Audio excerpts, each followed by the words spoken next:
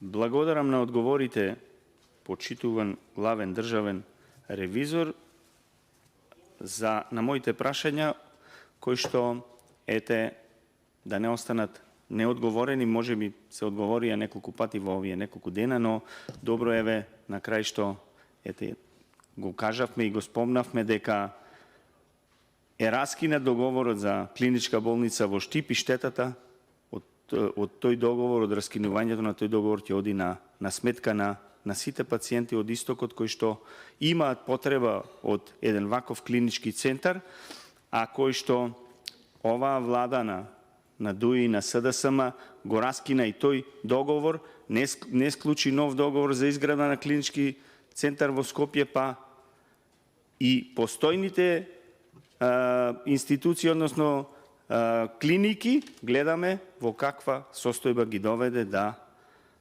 ние 3 дена расправаме за еден извештај на клиниката за онкологија,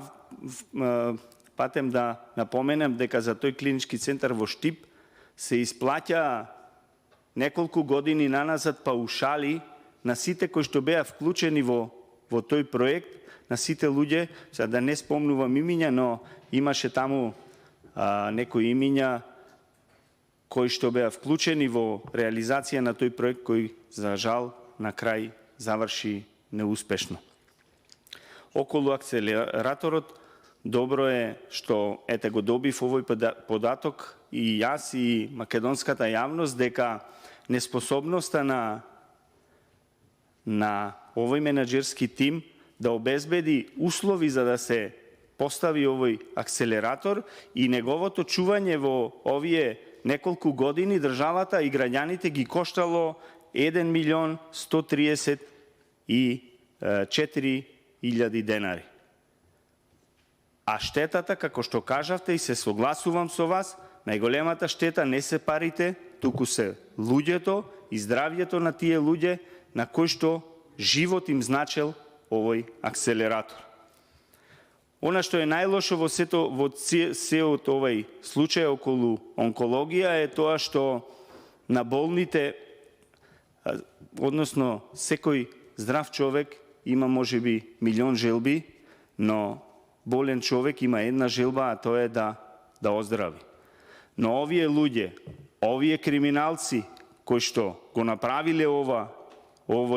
злодело, да речам, им ја одзеле и можноста, односно единствената мисла што ја имале овие луѓе, а тоа е да оздрават. Им ја одзеле таа мисла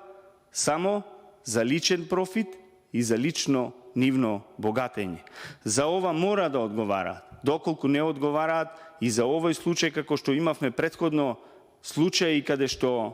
не одговараа ниту за модуларната во Тетово, ниту за автобуските несреќи кои што ги имавме, не може да одиме напред. Мора да има одговорност и кривична и политичка, за да може да се смири општеството после овој страотен скандал. Благодарам. Благодарам и на вас,